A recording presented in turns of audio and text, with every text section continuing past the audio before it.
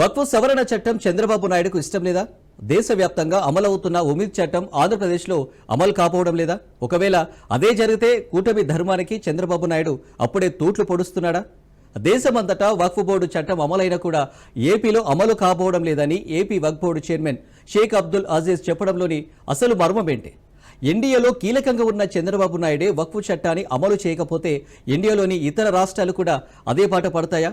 అంటే ముస్లిం ఓట్లు చెల్లాచెదురు అవుతాయని చంద్రబాబు నాయుడు భయపడిపోతున్నాడా? మరి అలాంటప్పుడు కూటమి కట్టడానికి పవన్ కళ్యాణ్ చేసిన ప్రయత్నం వృధా అయినట్టేనా? ఇలాంటి సందర్భంలో చంద్రబాబు లాంటి పార్టీ ఇయర్స్ ఇండస్ట్రీ నాయకుడు, బీహార్లోని కుర్ర నాయకుడు అయిన చిరాగ్ పాశ్వాన్కు ఉన్న తేడాల గురించి చెప్పుకోవాల్సి వస్తుంది. కూటమిలో కీలకంగా ఉన్న చంద్రబాబు నాయుడు తన పాత అలవాటు ప్రకారం మళ్లీ అదే కూటమికి వెన్నుపోటు పొడుస్తున్నాడా? ఏపీ సర్కార్లో లుకలుకలకు చంద్రబాబు నాయుడే అంకురార్పణ చేశాడా అన్న అనుమానాలు మొదలయ్యాయి. కూటమి సర్కార్లో లుకలుకలు మొదలయ్యాయా? ఉమీద్ చట్టం రావడం చంద్రబాబుకు ఇష్టం లేదా? చట్టానికి వ్యతిరేకంగా ఏపీ వ్యవహరిస్తే మిగతా రాష్ట్రాల్లో పరిస్థితి ఏంటి? ముస్లిమేతరులకు అవకాశం లేకుండా చేస్తే చట్టంతో పనేంటి? కేంద్రంలోని కూటమి సర్కారు ఎంతో సమన్వయంతో ముందుకు వెళుతున్న భావన సర్వత్రా వెల్లువెత్తుతున్న తరుణంలో చంద్రబాబు నాయుడు తీసుకున్న ఓ కీలకమైన నిర్ణయంపై అనుమానాలు ముసురుకుంటున్నాయి. కేంద్రంతో ఎంతో సఖ్యంగా ఉంటూ రాష్ట్రాభివృద్ధిని వేగవంతం చేసిన చంద్రబాబు నాయుడు మోదీ అండ్ టీమ్ కు నమ్మకంగా ఉండడమే గాక మోదీ టీంలో కీలకమైన పాత్ర కూడా పోషిస్తున్నారు. ఇలాంటి పరిస్థితుల్లో వక్ఫ్ సవరణ చట్టం విషయంలో చంద్రబాబు మోదీ సర్కార్ను ఇరుకున పెట్టే వివాదాస్పదమైన నిర్ణయం తీసుకోవడం రాజకీయ వర్గాల్లో దుమారం రేపుతోంది. ఎందుకంటే చంద్రబాబు సర్కార్ తీసుకున్న నిర్ణయం కేవలం ఏపీకి మాత్రమే పరిమితం కాదు. ఎన్డీఏలో ముఖ్య నేతగా ఉన్న చంద్రబాబు నిర్ణయం కూటమి ఆధ్వర్యంలో పనిచేస్తున్న ఇతర రాష్ట్రాల్లోనూ తప్పకుండా ప్రభావం చూపుతుంది. ఇప్పటికైతే కేంద్రానికి మ్యాజిక్ ఫిగర్ అనే ఆక్సిజన్ అందిస్తున్న వారిలో టీడీపీతో పాటు జేడీయూ మాత్రమే. మరి చంద్రబాబు నాయుడు అత్యంత కీలకమైన నిర్ణయం తీసుకుంటే, అదే నిర్ణయాన్ని నితీష్ కుమార్ కూడా తీసుకుంటే అది మోదీ ప్రభుత్వానికి ఇబ్బందికరం కాదా అని అనుమానాలు ముసురుకుంటున్నాయి.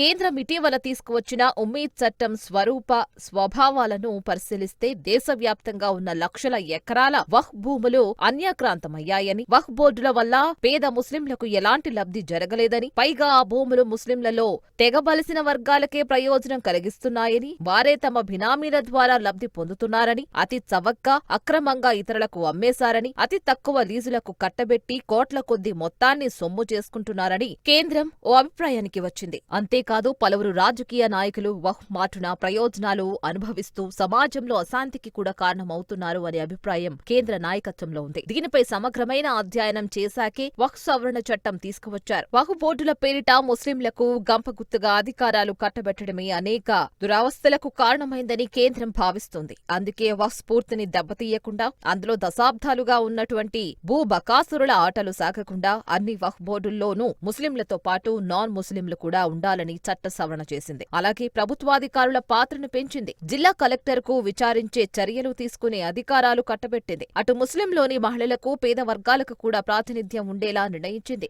నిజానికి ఇవన్నీ వక్ఫ్ బోర్డు పనితీరును, దాని సామర్థ్యాన్ని పెంపొందించేవే. ఇదే విషయంపై చట్టానికి ముందే చంద్రబాబు నాయుడుకు కేంద్రంలోని పెద్దలు క్లారిటీ కూడా ఇచ్చారట. బీజేపీ కాకుండా ఇతర పార్టీలన్నీ కూడా ఈ అంశాన్ని రెగ్యులర్ పరిపాలనకు సంబంధించిన అంశంగా కాక ఓ సున్నితమైన సమస్యగా భావిస్తున్నాయి. ఇందులో ఎంత తక్కువ జోక్యం చేసుకుంటే అంత మంచిది అనే అభిప్రాయంతోనే అన్ని పార్టీల నాయకులు వ్యవహరిస్తున్నారు. అందువల్ల వక్ఫ్ సవరణకు వ్యతిరేకంగా మాట్లాడుతున్న వర్గాలను వారెవరూ కన్విన్స్ చేసే ప్రయత్నం చేయడం లేదన్న అభిప్రాయాలు ఉన్నాయి. మరి ఇలాంటి పరిస్థితుల్లో మళ్లీ పాత వక్ఫ్ బోర్డుల వ్యవహారాన్ని దాదాపు యథాతథంగా కొనసాగించే అవకాశం ఇచ్చేలా చంద్రబాబు నాయుడు ఓ నిర్ణయం తీసుకున్నారు. ఏపీలోని వక్ఫ్ బోర్డులో నాన్ ముస్లింలకు అవకాశం ఇవ్వబోమని, హిందూ ఆలయాలకు సంబంధించినట్లే ఇది కూడా దేవుడి మాన్యం లాంటిదేనని, అందువల్ల ఏపీ వక్ఫ్ బోర్డుల్లో నాన్ ముస్లింలకు లేదా హిందువులకు తాము చోటు ఇవ్వడం లేదని వక్ఫ్ బోర్డు చైర్మన్ షేక్ అబ్దుల్లా అజీజ్ కుండబద్దలు కొట్టారు. చంద్రబాబు నాయుడు చెప్పిన మీదటే తాము ఈ నిర్ణయం తీసుకున్నామని కూడా క్లారిటీ ఇవ్వడం విశేషం.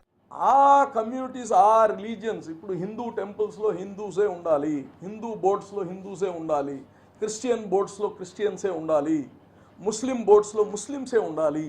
ఎందుకంటే అక్కడ ఏదో మెటీరియల్ డిజైర్ కోసం కాదు, మెటీరియల్ ఇష్యూ కాదు. ఆడ శాంక్టిటీ, ఆ భక్తి భావాలు దానికి ఉండే శాంక్టిటీని కాపాడుకోవాలి కాబట్టి ముస్లిమ్సే ఉండాలి. మాకు చాలా చాలా క్లియర్గా చంద్రబాబు గారు ఒకవేళ ఆడ అమలైనా కానీ ఈ రాష్ట్రంలో చేసే పనే లేదని చంద్రబాబు నాయుడు గారు గట్టిగా చెప్పారు. వహ్ ఆస్తులు చాలా కాలంగా అన్యక్రాంతం అవుతున్నాయి అనే ఆరోపణలు, విమర్శలు గత కాంగ్రెస్ ప్రభుత్వ హయాం నుంచే ఉన్నాయి. అయినా వాటిని సరిదిద్దే కార్యక్రమాలు ఏనాడు జరగలేదు. అప్పుడప్పుడు ఎన్నికల అంశంగా మాత్రమే ఆయా రాజకీయ పార్టీల నాయకులు, ముఖ్యంగా కాంగ్రెస్ నాయకులు వహ్ ఆస్తుల గురించి మాట్లాడేవారు. అయితే ఇప్పుడు కేంద్రంలోని బీజేపీ సర్కార్ ఆ అంశాన్ని సీరియస్ గా తీసుకుని వహ్ ఆస్తులను ప్రక్షాళన చేసే పనికి పూనుకుంది. ఈ క్రమంలో ఏపీ వక్ఫ్ బోర్డు పరిధిలో దాదాపు 90,000 ఎకరాల భూమి ఉంది. అందులో 30,000 ఎకరాలు కబ్జాకు గురైనట్లు గుర్తించారు. మిగిలిన 60,000 ఎకరాల్లో 30,000 ఎకరాల భూమి ఖాళీగా ఉంది. ఆ భూమిని కమర్షియల్ అవసరాలకు కాకుండా ముస్లిం కమ్యూనిటీ సంక్షేమం, వారి అభివృద్ధి కోసమే వాడాలని చంద్రబాబు నాయుడు దాదాపు 4 నెలల క్రితమే సూచించారు. కానీ వేల కోట్ల విలువైన ఆ భూములపై గతంలో మాదిరే ఈ ప్రభుత్వంలోనూ కొందరి పెద్దల కన్ను పడింది. ఎలాగైనా ఆ భూములను వ్యాపార సరళిలోనే వాడుకోవాలి అనే నిర్ణయానికి వచ్చారు. తెర వెనక మంత్రాంగంతో ఎవరికీ తెలియనీయకుండా వేల ఎకరాల భూములతో వ్యాపారం చేయాలనుకున్నారు. ఇందుకు వక్ఫ్ బోర్డుతో నోటీసు ఇప్పించారు.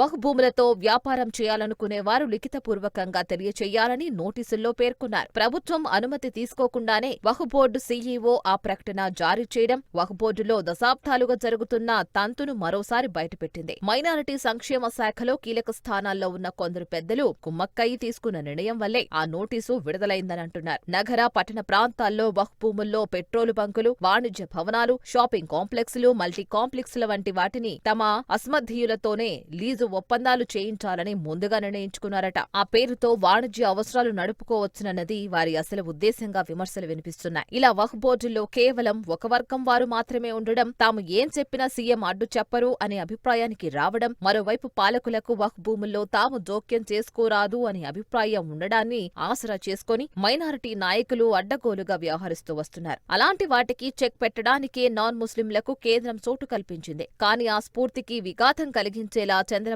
నాయుడు నిర్ణయం తీసుకోవడంతో వక్ఫ్ బోర్డులో మళ్లీ పాత పద్ధతే రాజ్యమేలుతుంది అనే విమర్శలు వినిపిస్తున్నాయి. ఏదైతే జరిగిందో it is not desired, it is not warranted. ఇది ఎవరికి, చంద్రబాబు గారికి ఇష్టమా బిల్ రావడం? ఈ భూమి పైన ఈ ఎవరికి ఇష్టం లేదు. చంద్రబాబు నాయుడు గారు చాలా క్లియర్గా చెప్పారు, మనం ఈ వక్ఫ్ ఆస్తుల్ని కాపాడాల్సిన బాధ్యత మందని. సో దాంట్లో ఎటువంటి డిస్ప్యూట్ లే, మా ఇంటిగ్రిటీలో డిస్ప్యూట్ లేదు.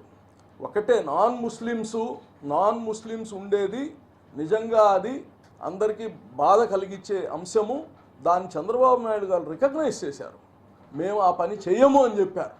సో కాబట్టి నాన్ ముస్లిమ్స్ విషయం దీంట్లో తెచ్చే పరిస్థితే ఉండదు. చంద్రబాబు నాయుడు కేంద్రం తీసుకువచ్చిన చట్టానికి వ్యతిరేకంగా నిర్ణయం తీసుకోవడమే ఇక్కడ చర్చనీయాంశంగా మారింది. దేశంలోని అన్ని పార్టీలు కూడా మైనారిటీలకు అతి ఎక్కువ స్వేచ్ఛను ఇస్తూ వారి వ్యవహారాల్లో ఇతరులెవరూ జోక్యం చేసుకోరాదు అన్న అప్రకటిత నిబంధనను అమలు చేస్తూ అటు ప్రభుత్వాధికారులకు కూడా ఎలాంటి చర్యలు తీసుకోని పరిస్థితిని కల్పిస్తున్నారు అన్న అభిప్రాయం వ్యక్తమవుతోంది. మైనారిటీలను చంద్రబాబు నాయుడు ఏనాడూ నొప్పించే నిర్ణయం తీసుకోలేదు. ఇది నిజానికి మైనారిటీలను నొప్పించే అంశం కాకపోయినా అనవసరంగా వివాదంలోకి ఎందుకు వెళ్లడం అన్న వైఖరే ప్రదర్శిస్తున్నారు అన్న వ్యాఖ్యలు ఉన్నాయి. చట్టం రావడానికి ముందు అసదుద్దీన్ ఓవైసీ కూడా చంద్రబాబు నాయుడును, నితీష్ కుమార్ ను ఉద్దేశించి దాదాపుగా ఓ వార్నింగ్ ఇచ్చినట్లుగానే వ్యాఖ్యానించారు. అయినా వెనక్కు తగ్గకుండా చట్టానికి మద్దతివ్వడంతో చంద్రబాబు నాయుడు వైఖరిని అంతా ప్రశంసించారు. తీరా చట్టం అమలు కావాల్సిన సమయంలో చంద్రబాబు ప్లేటు ఫిరాయించడం వివాదానికి తెరతీసింది.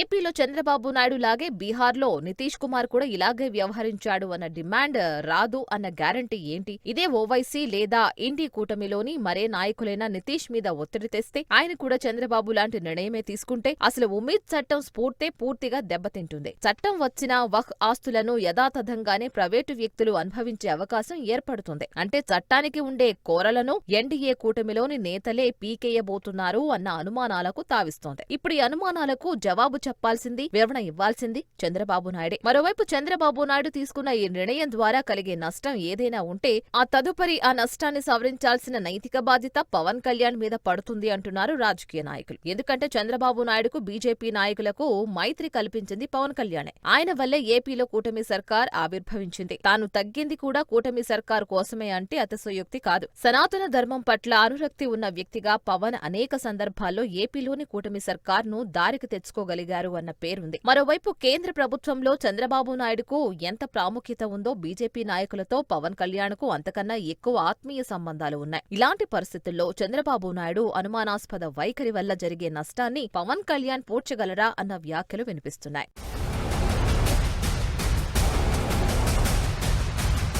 మరోవైపు జాతీయ దృక్కోణంలో అనేక సామాజిక సమస్యల పరిష్కారానికి తీసుకున్న నిర్ణయంపై చంద్రబాబు వెనకడుగేయడం రాజకీయ వర్గాల్లో చర్చకు కారణమవుతోంది. బీహార్ నుంచి లోక్ జనశక్తి పార్టీకి చెందిన చిరాగ్ పాస్వాన్ తాను 17% ముస్లింల ఓట్లు కోల్పోతాను అని తెలిసి కూడా వాటి కోసం ఆలోచించకుండా వక్ఫ్ సవరణ బిల్లుకు ఓటేయడంతో ఆయనపై ప్రశంసలు కురిశాయి. జాతీయ ప్రయోజనాల ముందు దేశ ప్రజలకు అనుకూరే సమానత్వం అనే ఫలాలు ముందు తనకు రావాల్సిన ఓట్లు ఓ లెక్కలోకి రావంటూ చిరాగ్ త్యాగశీలత ప్రదర్శించడం దేశ రాజకీయాల్లోని చర్చకు దారితీసింది. చిరాగ్ వంటి కుర్ర లీడర్ అలాంటి సాహసోపేతమైన నిర్ణయం తీసుకున్నప్పుడు ఎంతో అనుభవం ఉండి అచ్చమైన సెక్యులరిస్టుగా పేరుండి చంద్రబాబు నాయుడు అనవసరంగా ఆందోళనకు గురవుతున్నాడా అన్న అనుమానాలు కలిగిస్తోంది. ఈ వయసులో కూడా చంద్రబాబు నాయుడు ఓ కీలకమైన నిర్ణయానికి కట్టుబడి ఉండకపోతే రేపు ఇంకా దేనికి కట్టుబడి ఉంటారు అన్న ప్రశ్నలు కూడా తలెత్తుతున్నాయి. చంద్రబాబు నాయుడుకు మొదట్నుంచి కూడా అనుమానాస్పదంగా వ్యవహరించడం వన్నెతో పెట్టిన విద్య అంటారు. ఆయన ఎవరు కలిసి ఉన్నా ఆయన్ని ఎవరు కలుపుకున్నా ఖచ్చితంగా ఏదో ఒక రోజు దొంగదెబ్బ తీసి తీరతాడు అన్న విమర్శలు కూడా ఉన్నాయి. వాటికి ఏనాడు చంద్రబాబు నాయుడే కాక టీడీపీ నేతలు సైతం స్పందించిన దాఖలాలు లేవు. ఇప్పుడు కూడా మళ్లీ తన పాత పంథాలోనే వ్యవహరిస్తున్నారా అన్న వ్యాఖ్యలు సర్వత్రా వినిపిస్తున్నాయి.